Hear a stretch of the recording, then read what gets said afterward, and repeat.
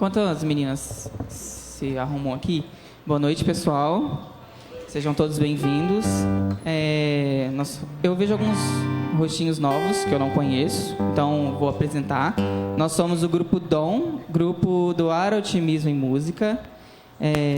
Hoje nós estamos aqui para ajudar nossa colega Maria, que vai fazer a palestra hoje, Jogos de Ilusão.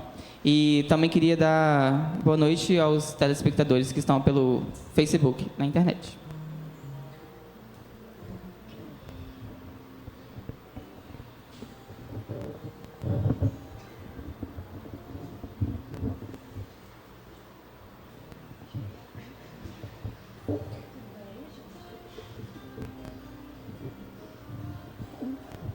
Então a gente está esperando aqui. Eu tento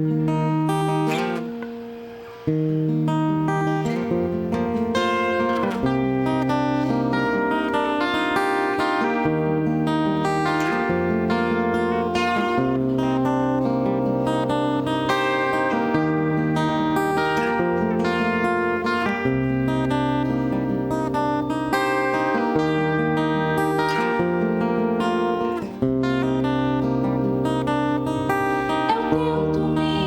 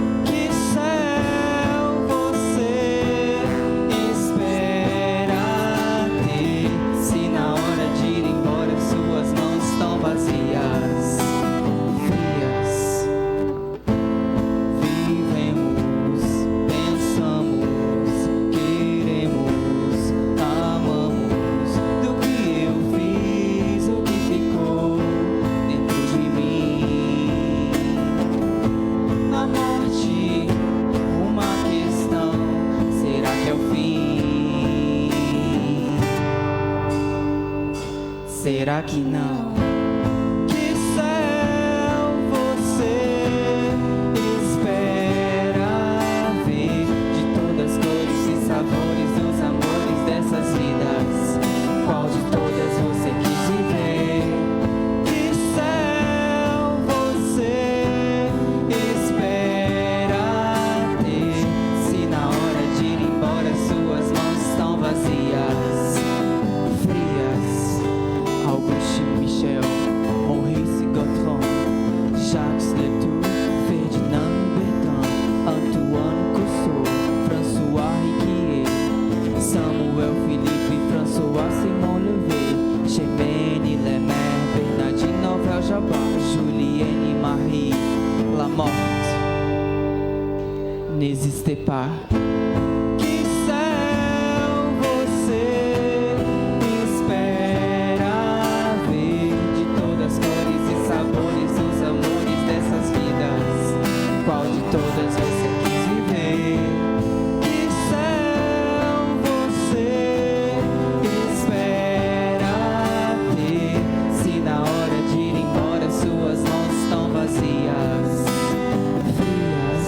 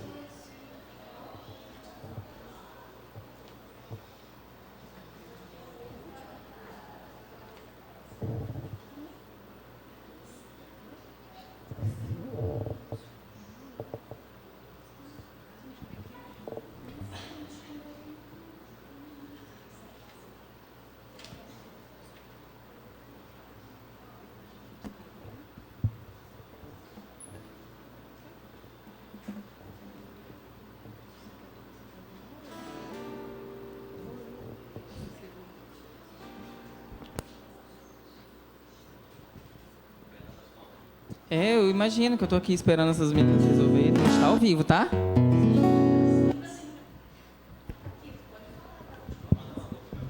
Eu mandei. Oi, pessoal. É a última?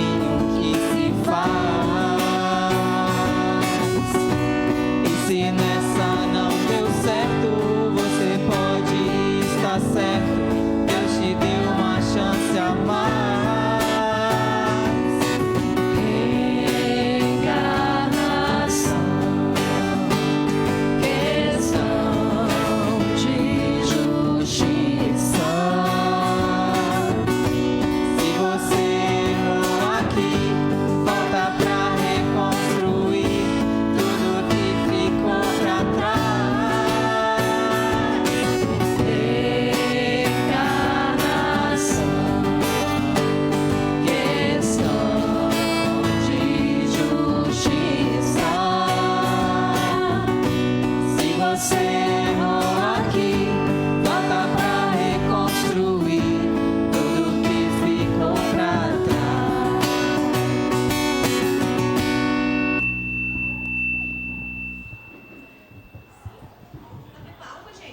Palma pro... Obrigada. Agora sou eu que vou cantar. Mentira. Passou. Então, boa noite, gente. Bem-vindos à nossa casa. Que bom, que honra tê-los aqui. Tem rostinhos novos. Espero que seja a primeira de muitas. Que bom que vocês estão aqui. Sejam bem-vindos. Fiquem à vontade. E a gente, a preparação da reunião já ocorreu, né? Com as músicas, que nós sabemos que as músicas são sempre todas doutrinárias e sempre necessárias. Então, a gente vai fazer a nossa prece inicial. Vamos aguardar as pessoas, né, se acalmarem, se assentarem. Hoje nós temos a palestra da Maria e o Grupo Dom, Jogos de Ilusão. Então, vamos, nesse momento, fechar os nossos olhos, nos envolver ainda mais com essa atmosfera de amor e de fraternidade que Jesus nos proporciona. Toda vez que falamos nele, que pensamos nele, a energia do ambiente imediatamente muda e se transforma, se faz serena, se faz aconchego.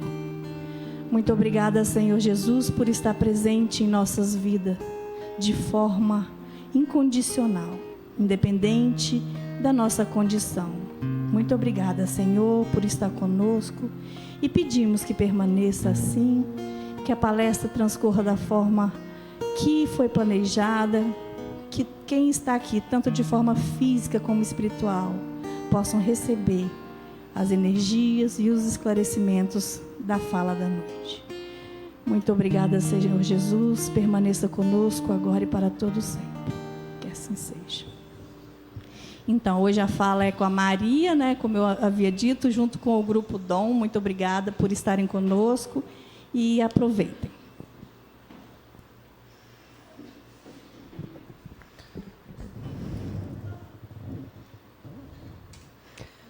A Gênese.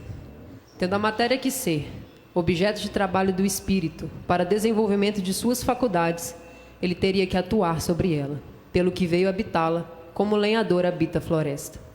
Tendo a matéria que ser, ao mesmo tempo, objeto e instrumento do trabalho, Deus, ao invés de unir o espírito à pedra rígida, criou, para seu uso, corpos organizados, flexíveis, capazes de receber todas as impulsões de suas vontades e de se prestar aos seus movimentos. Nosso lar. André Luiz relata que a maior surpresa da morte carnal é de nos colocar face a face com a nossa própria consciência, onde edificamos o céu, estacionamos no purgatório ou nos precipitamos no abismo infernal. Vem lembrar que a terra é oficina sagrada e que ninguém a menosprezará, sem conhecer antes o preço do terrível engano que submeteu o próprio coração. A vida não cessa. A vida é fonte eterna e a morte é jogo escuro das ilusões. Uma existência, É um ato, um corpo, é uma veste, um século, um dia, um serviço, uma experiência, um triunfo, uma aquisição, uma morte. um sopro do Criador. Jogos de ilusão.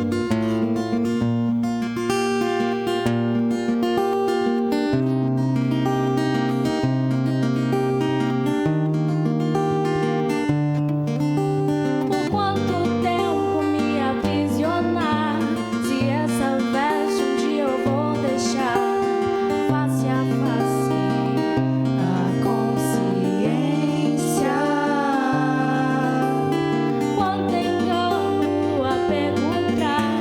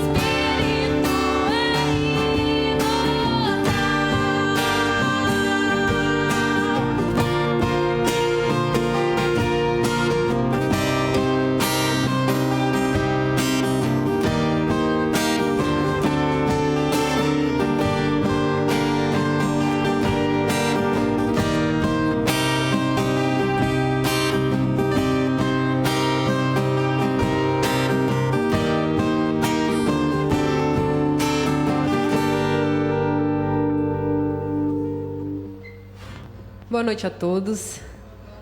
Para quem não nos conhece, embora já fomos apresentados, mas chegam uns rostinhos novos depois, nós somos o Grupo Dom, que significa Doar Otimismo em Música. E hoje no nosso estudo, o tema é Jogos de Ilusão, onde nós vamos falar da imortalidade da alma. Mas antes de adentrar nesse assunto, de falar de fato desse assunto, nós vamos contextualizar algumas coisas. Espírito, perispírito, como o espírito encarna no corpo, como desencarna. Então vamos lá. Tá passando. Passando não. Ah, agora foi. Pela sua essência espiritual, o espírito é um ser indefinido, abstrato e que não possui uma ação direta sobre a matéria. Para que isso aconteça, ele precisa de um intermediário, um envoltório fluídico. Esse envoltório, que é denominado perispírito, ele é semimaterial, ou seja, pertence à matéria pela sua origem e à espiritualidade pela sua natureza etérea. Como toda matéria, ele é extraído do fluido cósmico universal. Então, o perispírito, ele faz de um ser abstrato do espírito um ser concreto, apto a atuar sobre a matéria tangível. E aí, quando o espírito vai encarnar num corpo físico, um laço fluídico liga ao germe, ao embrião, que é mantido por uma força atuante desde o momento da concepção. À medida que esse germe se desenvolve, esse laço vai se encurtando, ele vai diminuindo. Sobre uma influência vital e material do germe, do embrião, o perispírito, que possui certas propriedades da matéria, ele vai se unindo molécula a molécula ao corpo em formação. Quando o germe chega num estado de pleno desenvolvimento, completa a união. Nasce então o ser para a vida externa. Por um efeito contrário, a união do perispírito e da matéria carnal cessa quando o princípio vital do germe deixa de atuar devido a uma consequência da desorganização do corpo. O perispírito, dessa forma, se desprende molécula a molécula conforme se unira, restituindo então a liberdade ao espírito. Dessa forma, não é o espírito que determina a morte do corpo, é a morte que determina a partida do espírito. O espiritismo, cujas observações que ele faculta, ele dá a compreender, ele acompanha os fenômenos dessa separação. Tal separação, que às vezes pode ser rápida e insensível, nem um pouco dolorosa, e outras vezes pode ser laboriosa, lenta, horrivelmente penosa, dependendo do estado moral do espírito. Antes de nós adentrarmos para falar da imortalidade da alma, nós trouxemos uma forma mais dinâmica de falar disso, onde nós vamos contar algumas histórias que relatam alguns vícios materiais que nós encontramos no nosso cotidiano, na nossa realidade. E assim como Jesus disse, lá em Mateus, no capítulo 13, versículo 9, aquele que tem ouvidos para ouvir, que ouça. Joana desencarnou durante um aborto. Se encontrou num lugar com cheiro forte e estranho, rodeada de pessoas que vestiam farrapos. Em todos os segundos, todos os instantes, Joana era perturbada pelos gritos de socorro que perturbavam a sua mente. Passou alguns dias assim, nessa perturbação, até que fez uma oração e foi adormecida pelos amigos espirituais, os quais, quando ela despertou, relembraram a Joana o seu planejamento reencarnatório. Joana e Felipe, seu namorado na atual existência, que numa vida anterior recebia um outro nome, assim como ela, já haviam praticado o aborto na vida anterior, tendo Joana prometido a Pedro, o filho no qual ela abortara novamente, que teria uma atitude diferente nessa nova existência. Sabendo disso, sabendo que cometeu o mesmo erro pela segunda vez, Joana carrega durante anos a culpa. Carrega também, durante anos, os gritos de socorro de Pedro, no momento que estava sendo abortado. Esses gritos ainda perturbavam a mente de Joana devido a essa culpa que ela carregava. O perispírito de Joana, sem dúvidas, foi lesado, visto que as complicações do aborto é que levaram à sua desencarnação. Mesmo após a desencarnação, ela ainda sentia fortes dores na região do baixo ventre, oriundas desse aborto, dores as quais poderiam ser sentidas, mesmo após, em outras existências, e também ela poderia ter dificuldade de engravidar.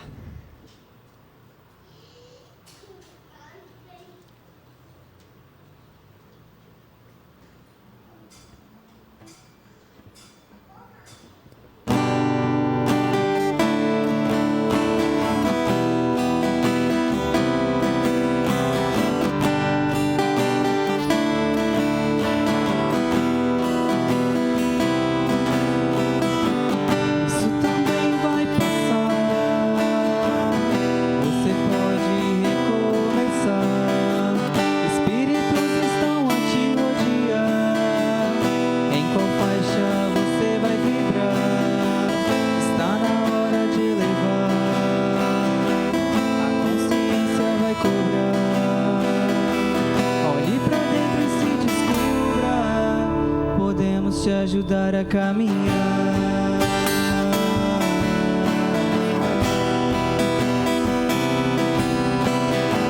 Isso também vai passar. Você pode recomeçar. Espíritos estão a te rodear. Em qual faixa você vai vibrar? Está na hora de elevar. A consciência vai cobrar.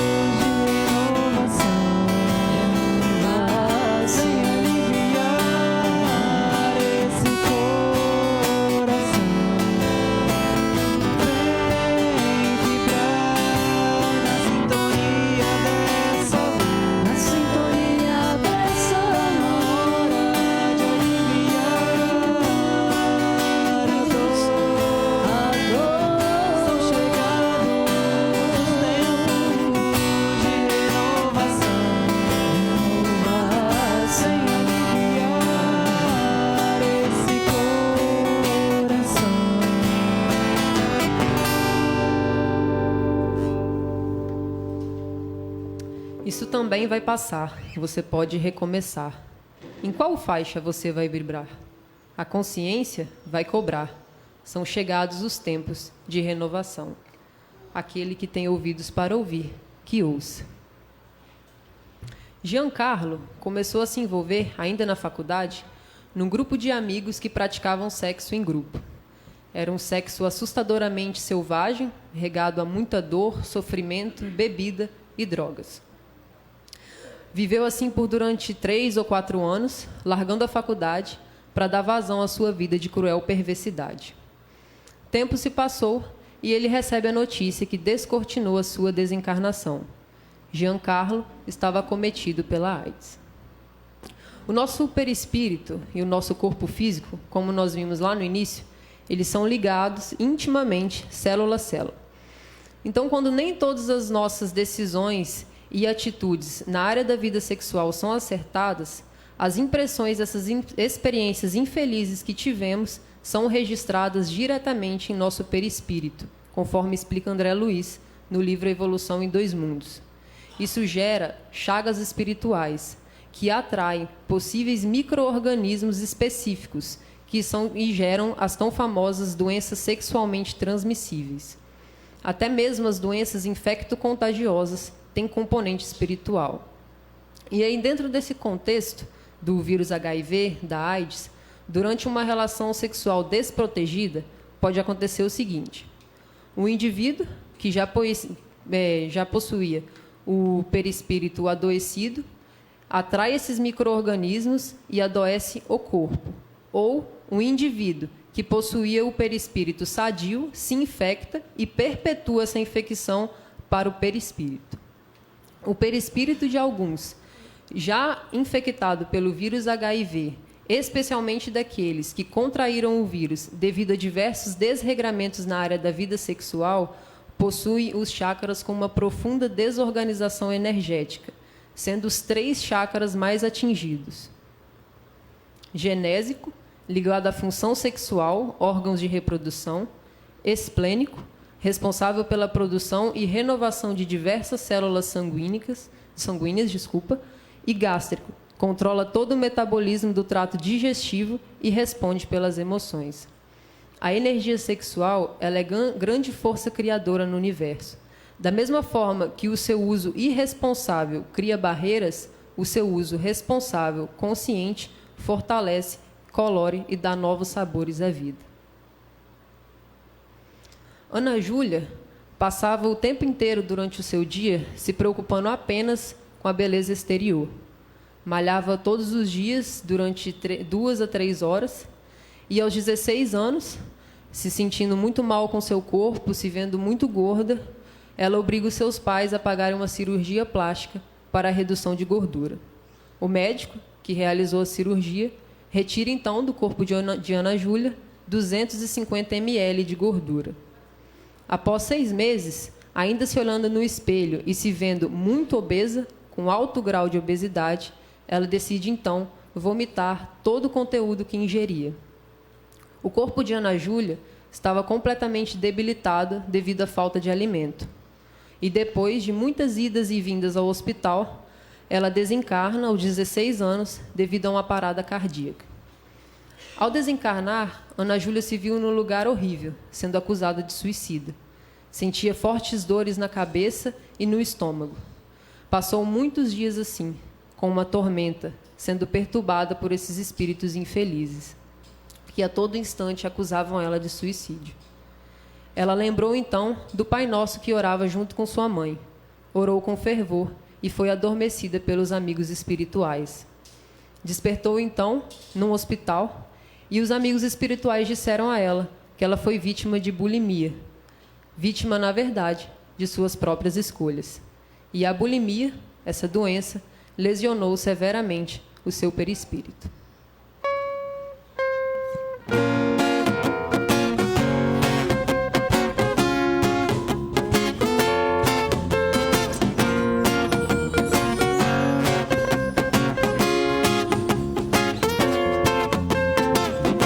Amanhã penso na vida, hoje só quero uma saída de toda a enfermidade. Mas amanhã eu me preocupo, hoje só me preocupo de tanta futilidade.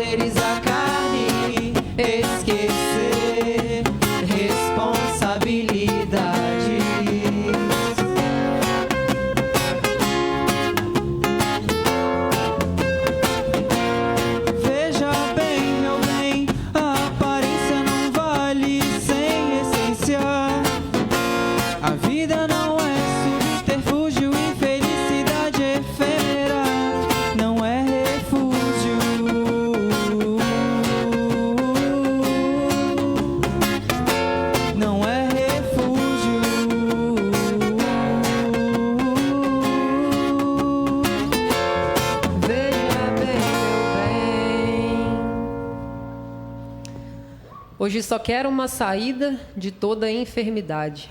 Amanhã eu me preocupo. Hoje só me preocupo de tanta futilidade. Aparência não vale sem essência. A vida não é subterfúgio. Então, pera lá, algo de errado na minha vida. Aquele que tem ouvidos para ouvir, que ouça. Caio, aos 13 anos, começou a demonstrar certo interesse pelo seu melhor amigo, Eduardo. Caio, se sentindo muito culpado e confuso com tal sentimento, visto que passava todos os seus dias escutando de seus pais como seria deslumbrante a festa de casamento de seu filho único e amado, sem contar o sonho que eles tinham com os netinhos. Caio, embora confuso, mas se sentindo muito bem na companhia de Eduardo, começou a deixar esses sentimentos bem mais perceptíveis. Seus pais, que logo contaram a charada e perceberam esse sentimento em Caio, começaram a dizer a ele o quão errado era um jovem escolher ser gay, o quanto a sociedade via esses seres estranhos e o quanto isso destruiria os sonhos de seus pais. Chegaram a dizer a Caio que preferiam um filho morto do que gay, totalmente fora dos ensinamentos de Jesus, do nosso Evangelho. Eduardo, então, a partir disso, já não era mais bem-vindo em sua casa. Caio se isola e mergulha numa profunda depressão. 2 anos se passaram, seus pais, ainda não aceitando o fato de ter um filho gay, tentavam de todas as formas fazer com que Caio se relacionasse com uma garota. Porém, Caio amava Eduardo. Sem amigos na escola, sem apoio em lugar nenhum e atormentado pelas ideias que lhe embaralhavam a mente, uma hora se sentindo culpado por ser homossexual, por ter um grande amor e não poder vivê-lo, e por ser o motivo da infelicidade de seus pais, decide então se jogar do 11º andar. A queda de Caio foi fatal, e ele se assustou ao ver seu corpo no chão e ele em espírito olhando para o corpo. Mas como pode isso? Me matei e estou vivo? A dor foi profunda quando viu seus pais se aproximarem e todo o sentimento de sofrimento que eles carregavam ao ver o seu filho estirado no chão. A dor foi profunda quando avistou Eduardo, chorando, sendo consolado por sua mãe. Eduardo não podia ao menos chegar perto do corpo de Caio. Seus pais não o permitiam. E tamanha dor também foi quando ele viu sua mãe, em prantos, falando que o motivo de Caio ter se matado foi pelo fato dela não ter aceitado ele como ele era, como um filho homossexual. Caio avistava os espíritos inferiores que eram atraídos pelo sangue que foi derramado no chão. Sentia vultos passando por ele muito rápido. A impressão que ele tinha é que esses vultos queriam pegá-lo, tocá-lo ou até mesmo arrastá-los. Sentindo muito medo, ele se direciona para o seu apartamento. No outro dia, os seus pais se mudaram dali. Ele viu seus pais retirando os móveis, tudo que tinha lá dentro. Tentava falar com sua mãe, tentava falar com seu pai, mas eles não o escutavam, não o viam. Não notavam a presença de seu próprio filho. Dia após dia, Caio via vários casais e o corretor de imóvel entrando no seu apartamento. Eles queriam alugar, queriam vender. E nenhum deles via Caio ou ouvia Caio. Ele então ficou lá durante muito tempo, orando dia após dia, conversando hora após hora com Deus. Foi quando, de praxe, chegou um novo casal e o corretor de imóveis mostrando aquele apartamento. Caio se sentou, pois já estava acostumado com a ideia de que ninguém o ouvia ou ninguém o via. Foi quando a senhora começou a vir em direção. Ele se assusta e fala: meu Deus, será que ela está me vendo? Ela então, perto de Caio, o indaga: meu amigo, por quanto tempo está aqui? Certamente, Caio não sabia responder. Realmente não sabia por quanto tempo estava ali. Ela então retira um livro de sua bolsa e lê uma mensagem e começa a fazer uma oração, suplicando a Caio que ele entrasse nessa vibração. E com muito esforço, assim ele o fez. Viu a luz que adentrava a janela de seu apartamento. A senhora, então, disse a Caio: meu filho, vá junto com eles. Entre nessa vibração. Ele, então, desperta num hospital, onde ele ia receber tratamento específico dos amigos espirituais, porque o seu corpo estava completamente desconfigurado. E ele também danificara o organismo que dá forma ao corpo.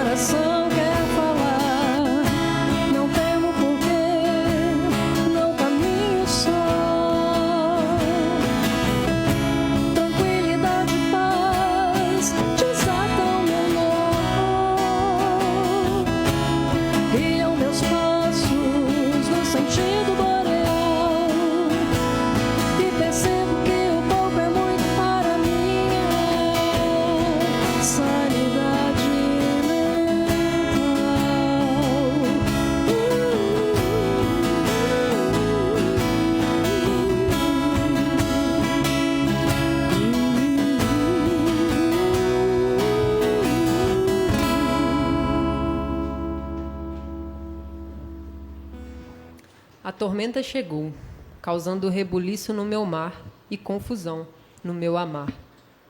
Tranquilidade e paz desatam meu nó. O pouco é muito para minha sanidade mental. Aquele que tem ouvidos para ouvir, que ouça. Marco Antônio começou a beber muito cedo. O tempo se passou, ele se casou, teve filhos, constituiu sua família, mas nunca teve tempo para eles.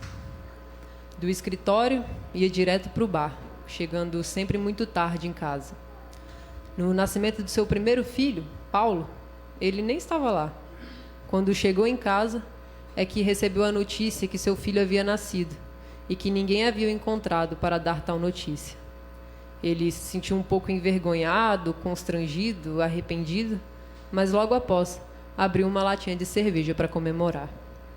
Aos 40 anos, a vida de Marco Antônio se resumia à bebida. Ele sentia um vazio muito grande no peito, como se estivesse faltando algo na vida dele. E a única maneira que ele tinha de se desviar desse vazio existencial, de não pensar, de superar, entre aspas, era bebendo. E assim ele fazia. Aos 45 anos, a cirrose se instala em seu organismo. Uma encarnação que era prevista para durar 70 anos, durou apenas 52 anos.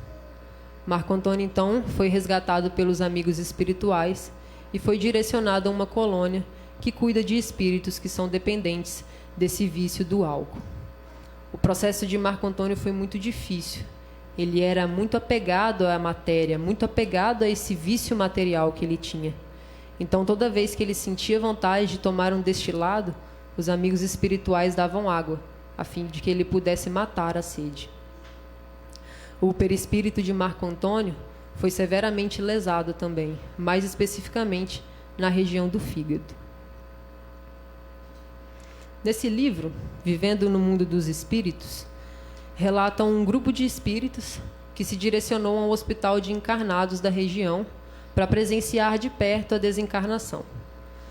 Chegando lá, eles se depararam com o desencarne de um senhor que muitos obsessores o aguardavam. Oraram por ele, mas não conseguiram impedir que os obsessores o adormecessem e o levassem certamente para o umbral. É com a desencarnação que nós encontramos os nossos amigos ou inimigos que fizemos enquanto encarnados. Isaura, que era a coordenadora do grupo, ela aproveita para comentar. Estamos aqui para um aprendizado, auxiliando todos os que fizeram jus a uma ajuda dos bons. Não podemos interferir na colheita de ninguém. Esse senhor vibrou com os inferiores e não conosco.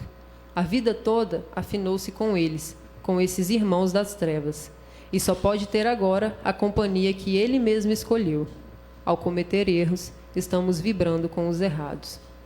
Presenciaram muitas desencarnações nesse hospital. Os desligamentos de crianças são muito rápidos, porque elas não são tão apegadas à matéria como os adultos.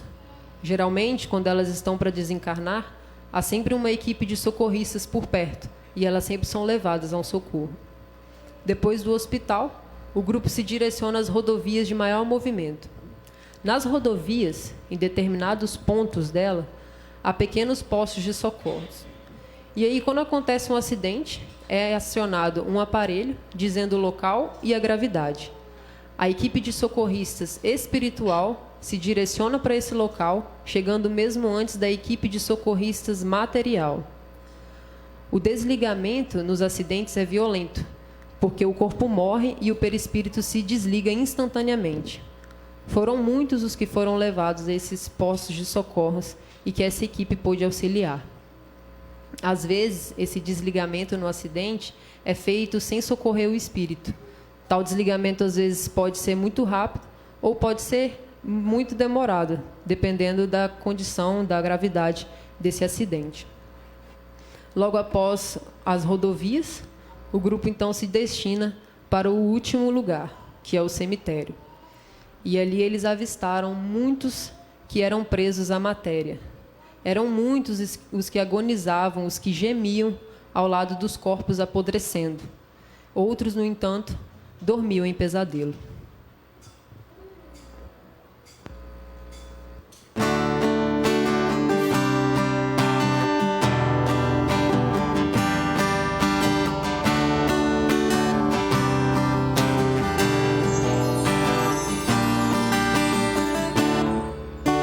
Distâncias percorridas, chegadas e partidas, tantas idas, tantas vindas, uma vida, quantas mais, tanto faz, olhos fechados, nada mais.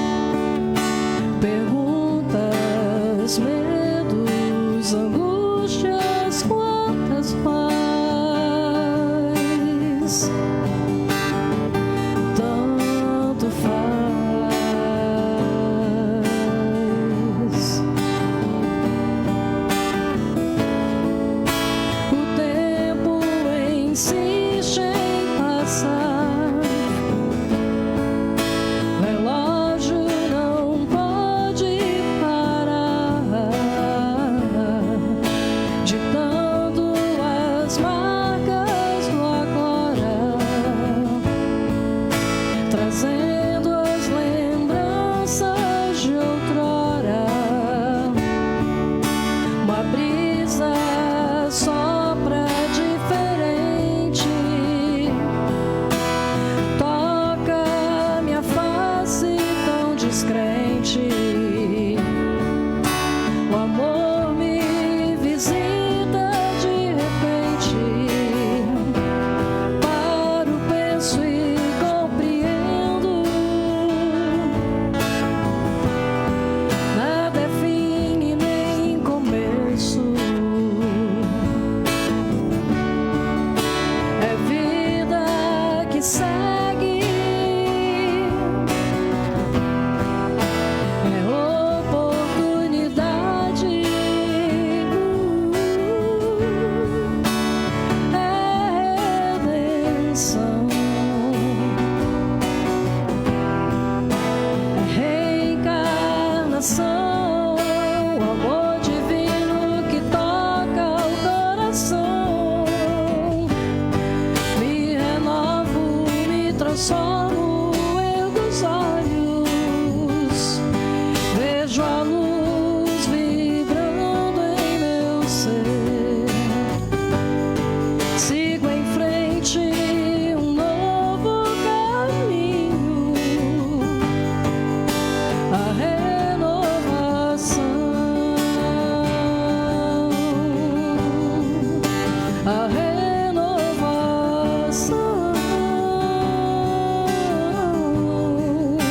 a renovação.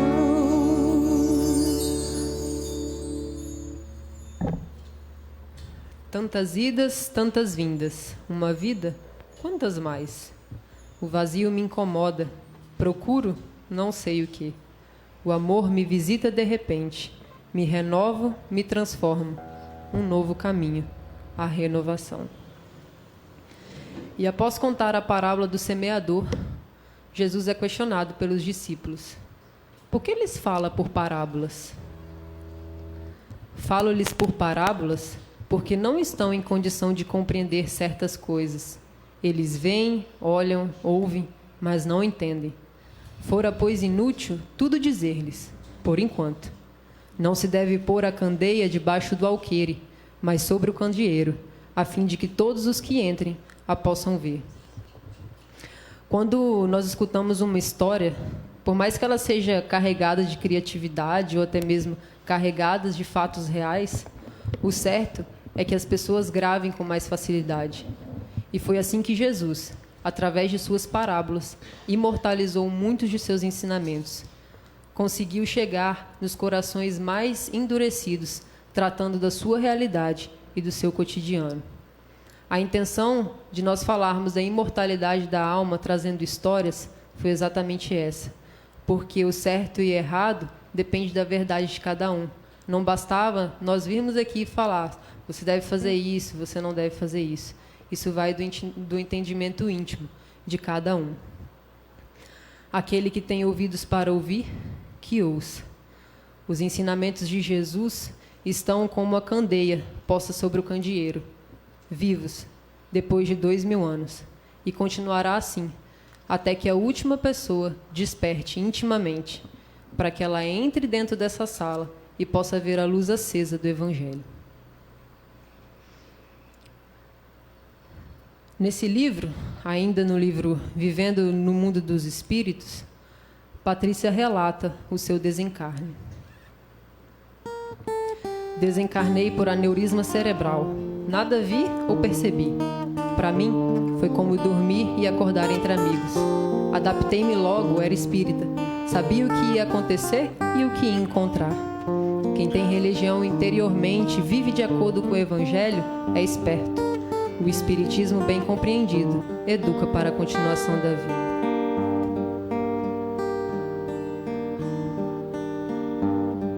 Então zarpamos rumo ao grande mar, atravessando o estreito do olhar. Deixei meu velho cais, no qual eu vou chegar. Enxerga que não há linha no horizonte.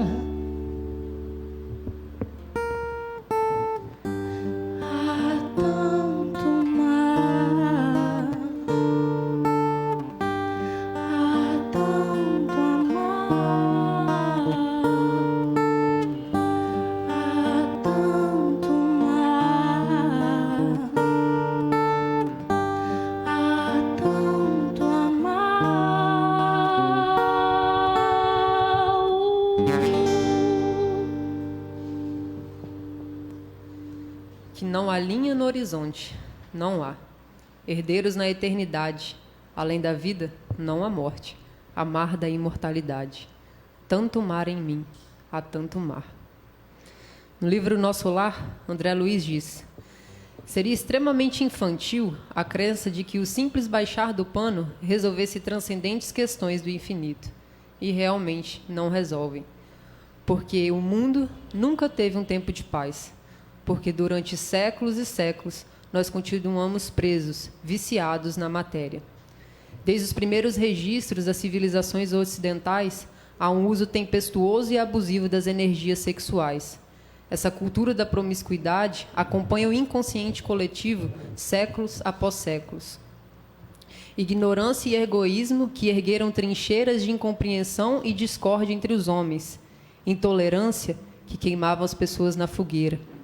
Busca de espaços, poderes, reconhecimentos políticos que lançavam bombas, destruindo casas, famílias, vidas no geral, que são vivas até o dia de hoje. Nós temos a prova disso nesses últimos dias. A matéria viva nos escravos, que numa quantidade considerada ainda se encontram em espírito nas minas de ouro trabalhando. Continua André Luiz. Quantas existências, quantos corpos, quantos séculos, quantos serviços, quantos triunfos, quantas mortes necessitamos ainda? O baixar do pano não cessará os nossos vícios materiais, os nossos jogos de ilusão. O baixar do pano não excluirá também as nossas falhas morais, porque além da vida, não há morte, há mar da imortalidade, onde nós vamos nos encontrar face a face com as nossas próprias atitudes, com as nossas próprias escolhas, face a face com a nossa própria consciência. Concluímos, então, com uma fala do mesmo livro. Não basta a criatura apegar-se à existência humana, ela precisa saber aproveitá-la dignamente, porque os passos do cristão em qualquer escola religiosa devem dirigir-se verdadeiramente ao Cristo, e que em nosso campo doutrinário precisamos, em verdade, do espiritismo e do espiritualismo, mas muito mais de espiritualidade. Emmanuel. Muito obrigada a todos.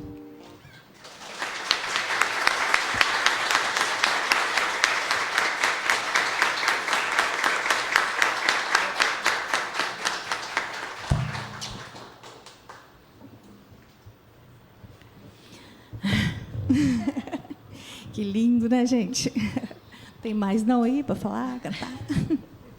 Muito bom a arte, né? A energia que é a arte de falar, de cantar, de tocar, nos proporciona e nos envolve. Que bom que temos isso a nosso favor, essa fala que não me vem, temos essa ferramenta a nosso favor. Então, vamos usá-la, né, na casa espírita, em nossas vidas, o tempo todo. Nós ficamos mais acessíveis com a arte, né? Então, vamos à nossa prece final. Damos graças, Senhor Jesus, pela oportunidade do reencontro, pela oportunidade da reencarnação, pela oportunidade da família em que estamos inseridos, Senhor. Essa sim, é essa que precisamos.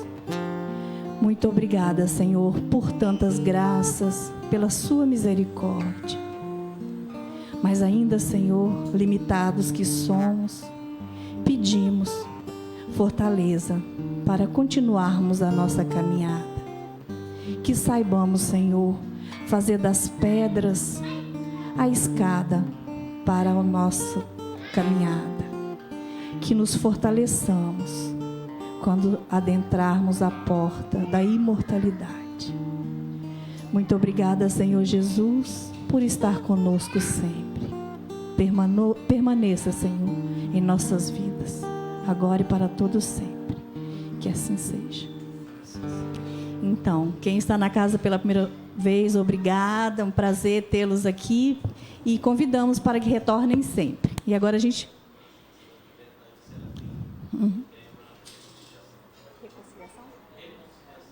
Então, a Thaís Serafim, a nossa companheira de Guarapari, ela estará aqui na casa falando sobre o tema reconciliação.